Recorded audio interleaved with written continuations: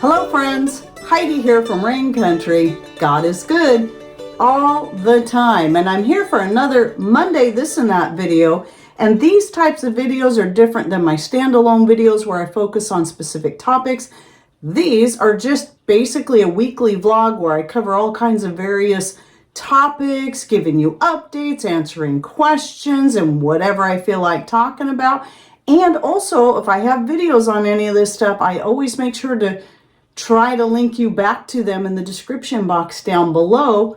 So let's get to the topics of today, starting off with some questions about the rainwater. Well, it's not so much a question. It was more of a statement, so I was just going to clear a few things up in regards to this. So, by the way, if you haven't seen, I did have a video that came out a week or so ago on questions about our rainwater catchment. And it was only like a 5-minute video where I was just answering a few questions. I'll link to that down below, as well as the video I did a few years back on our rainwater catchment, where I cover all the different things about it, how we use it, etc. So the main thing I wanted to cover was the concern over whatever type of roofing a person has, be it asphalt, metal, or whatever. The thing is it doesn't matter, even though, yes, you're going to possibly get less toxins in your water if you're collecting off a metal or even a polycarbonate roof like off of a greenhouse, you're still going to be collecting all kinds of toxins. There's going to still be bird poop, which can make you very sick. You're still going to have whatever toxins are coming from the air that are going to build up on that roof material. You're still going to have pollens and the like. So there's no one perfect source to collect it from.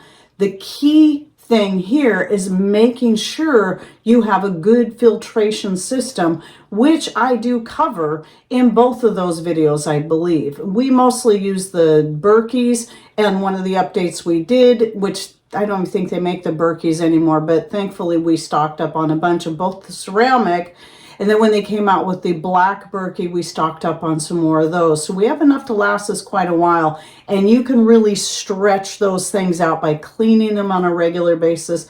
They can last for years. But the main upgrade we did was to make the top bucket for the filtration system actually hold 2 filters, so it will filter through faster. That just makes it a lot easier.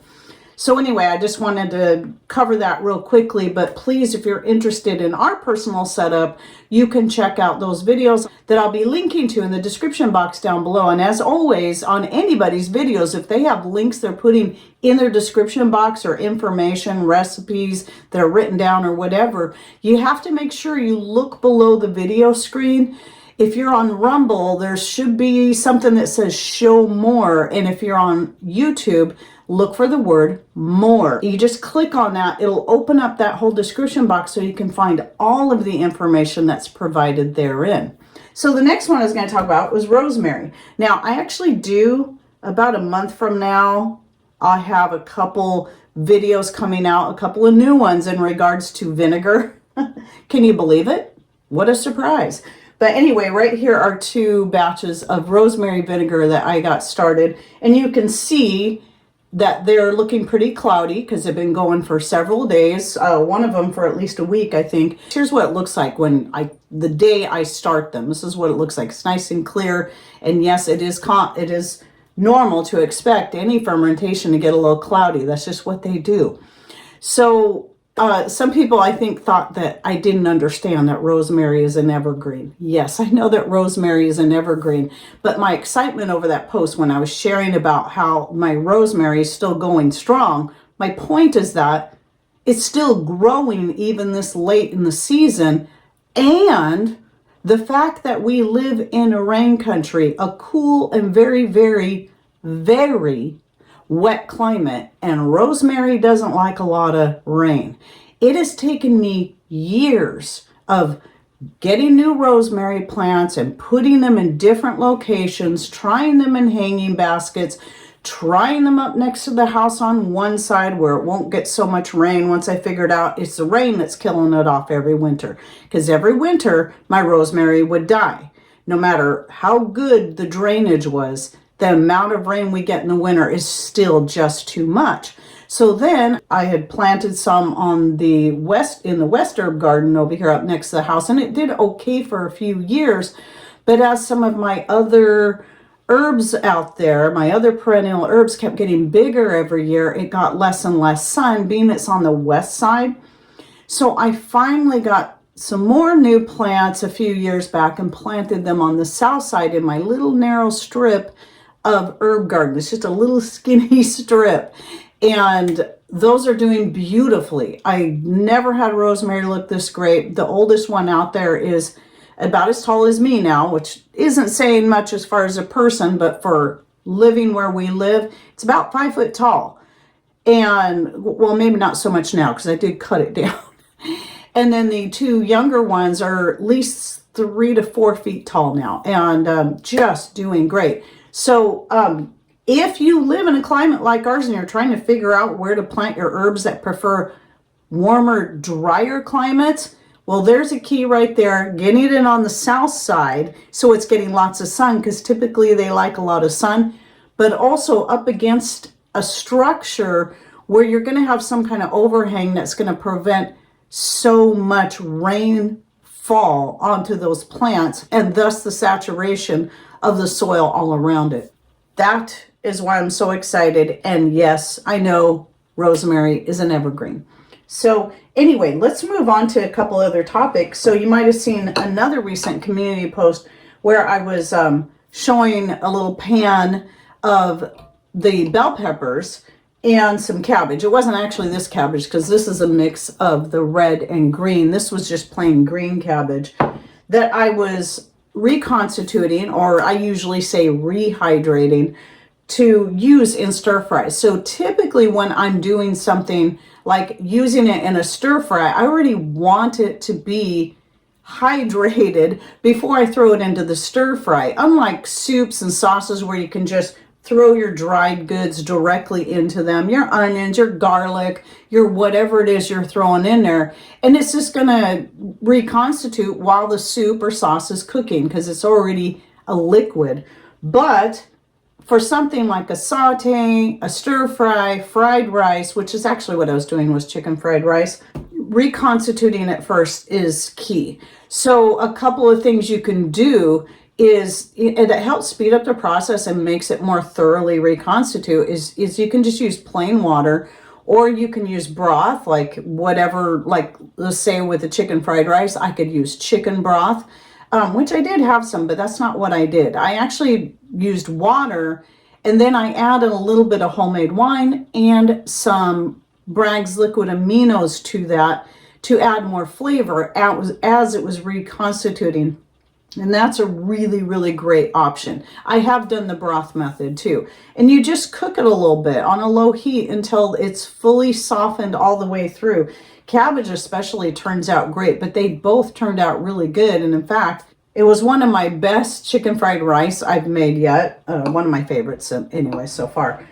So you can do that with any of your dried goods. But anyway, the reason I pulled this jar out instead was just because it looks cool. This is the jar I have my peppers in, and these are antique jars here, the ball jars, and I have the lids. I did have to buy the wires for them on Etsy, and these are some of the original wires, but when I ended up with these jars, I didn't have any wires for them to hold the lid in place.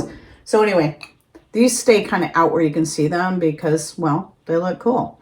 A couple other things is that I did finally use up the last of my rhubarb powder when I was putting up all of the apple pie mixtures, and I still have apples. I'd still like to put up a little bit more and possibly make a fresh apple pie soon.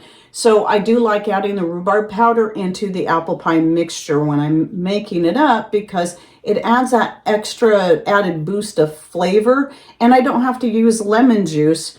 I have something that I didn't pay anything for because I already grow it. So I just dehydrate it up, and usually I'll just do this until I'm ready to powder it, and then I've got this, and then I have another pint jar I'm going to powder. I still have more like this back in my pantry. So rhubarb powder, I'm finding I use far more than the dried rhubarb like this because you can add it to so many things to get that nice rhubarb flavor and tartness to whatever it is you want to use it in.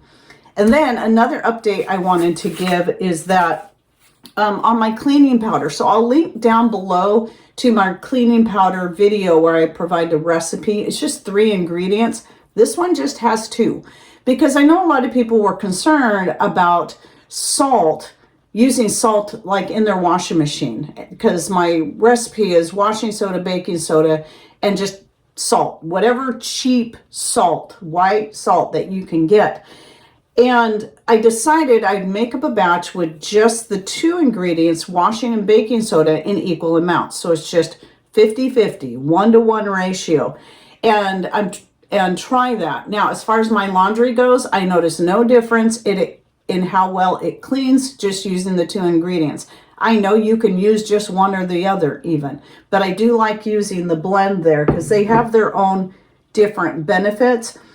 But when it came to scouring, like using it to scrub sinks, tubs, toilets, it just didn't scrub quite as well, because one thing about the salt is that it gives it more scouring power, and it makes it a lot easier to scrub up off the soap scum and whatever it is you're trying to get off of your different surfaces. But for those who are looking at trying to cut back and making sure they're having less salt going into their washing machine or even their septic tank, this is great for at least your laundry. I haven't tried it yet, my electric dishwasher, because, well, I only use that maybe once a year. And then it's mostly just so I can run it to make sure it's still working good. And I haven't tried hand washing with this, but I would say, like this, without the salt, it would work just as well in either case.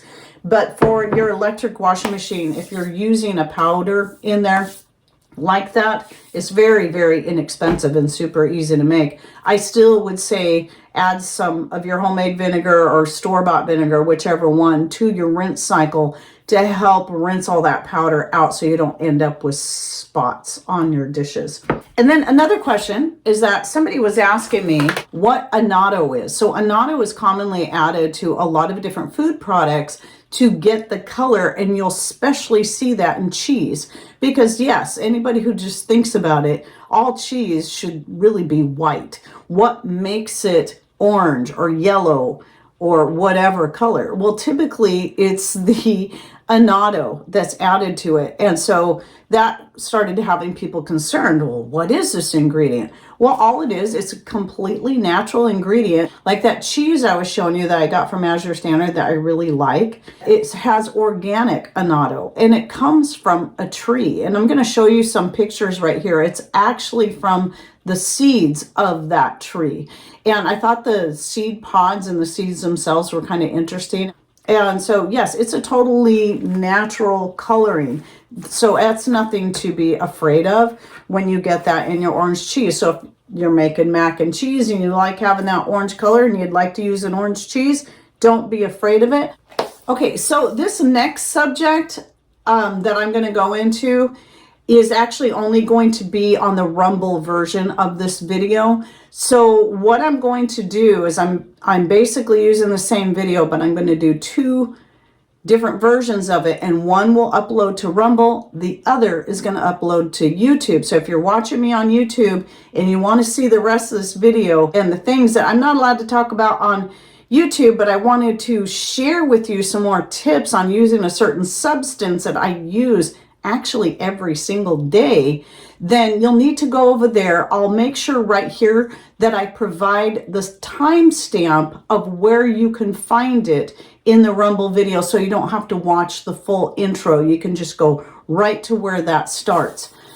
So anyway, that's it for my this and that for the week.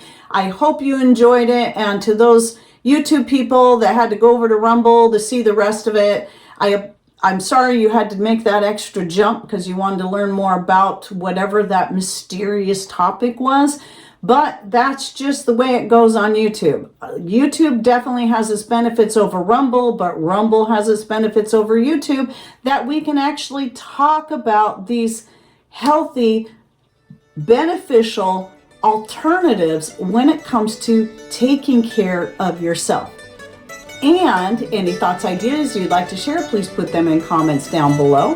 And thanks for watching. Take care and God bless.